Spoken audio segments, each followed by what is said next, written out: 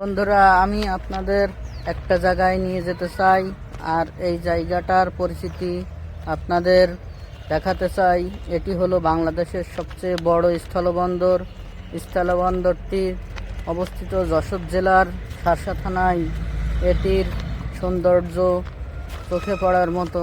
এই স্থলবন্দরে ঘুরতে আসে অনেক এলাকার মানুষজন এবং ইন্ডিয়ার থেকেও আসে তাদের সীমান্তর দেখতে।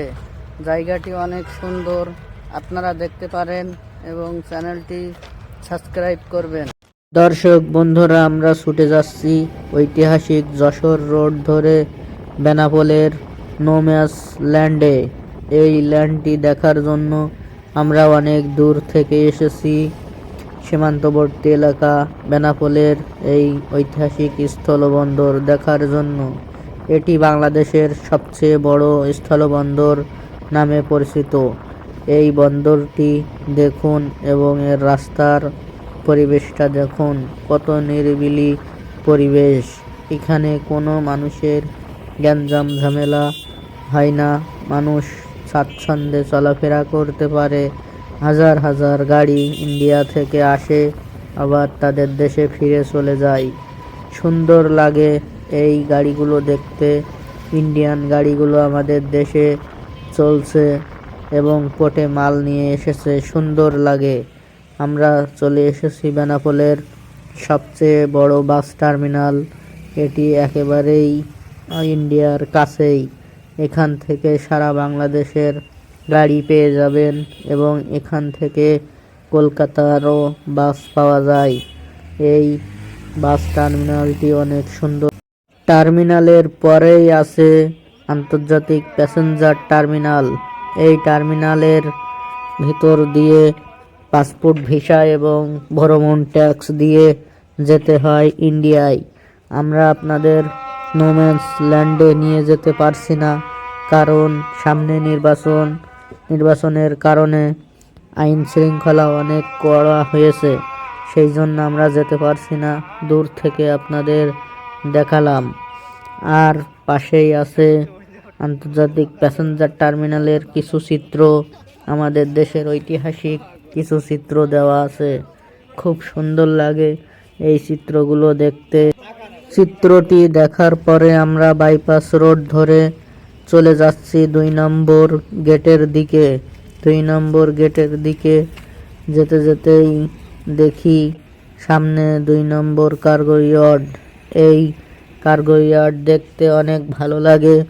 এখানে শত শত ইন্ডিয়ান ট্রাক ঢোকে, আবার মাল আনলোড করে তাদের দেশে চলে যায় এবং পরবর্তীতে আমাদের দেশের ট্রাকগুলো সেই মাল নিয়ে সারা দেশে ছড়িয়ে পড়ে বাজারের মার্কেটগুলোতে। আর এই পাশের যে খালি ট্রাকগুলো তাদের দেশে যাওয়ার জন্য লাইনে দাঁড়িয়ে আছে।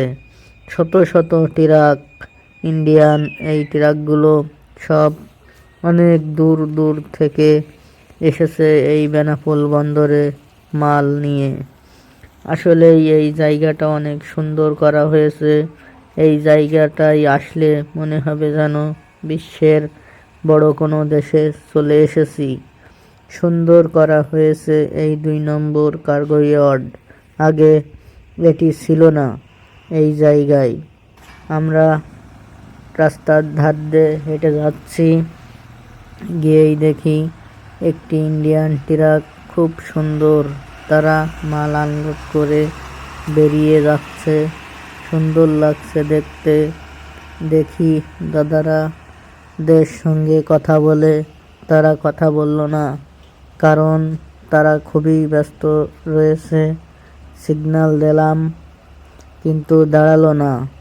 আসলেই এই ট্রাকগুলো খুব ব্যস্ত। তারা দিনের পর দিন এই ট্রাকগুলো চালিয়ে নিয়ে এসে তারা মাল বাংলাদেশে আনলোড করে চলে যায়। জায়গাটি অনেক সুন্দর, দেখুন এর ভিতরের জায়গা। আসলেই খুব সুন্দর করা হয়েছে এই বেনাপোলের পোর্টগুলো। এটি পুনরায় আবার সুন্দর করা হবে, তা আরও দৃষ্টিনন্দন করা হবে। দেখলেই বোঝা যায়। আমরা 2 নম্বর গেটের পাশেই চলে এসেছি। দেখুন ইন্ডিয়ান ট্রাকগুলো এক এক করে তারা তাদের দেশের গেটে ঢুকে যাচ্ছে। সামনে যে গেটটি দেখতে পাচ্ছেন এটি হলো বাংলাদেশ ইন্ডিয়ার সীমান্ত গেট।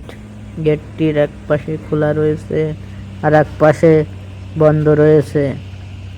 এক পাশে থেকেই ট্রাকগুলো যাচ্ছে তাদের দেশে, এই গেট ধরে ঢুকে পড়ছে। আমরা আমাদের পাশেই দেখতে পারছি ইন্ডিয়ার এবং বাংলাদেশের গেটের লেখাগুলো, স্বাগতম বাংলাদেশ, ধন্যবাদ। আসলেই এই জায়গায় আসলে খুব ভালো লাগে, কারণ এক দেশ থেকে আর এক দেশ দেখতে আমার খুব ভালোই লাগে বন্ধুরা। দেখুন এটি হলো এই গোলাকার যে বিল্ডিং, এটি হলো ইন্ডিয়ার আন্তর্জাতিক প্যাসেঞ্জার টার্মিনাল।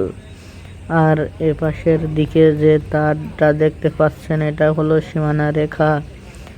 আর যে ঘরটায় বিএসএফ দাঁড়িয়ে এবং বসে আছে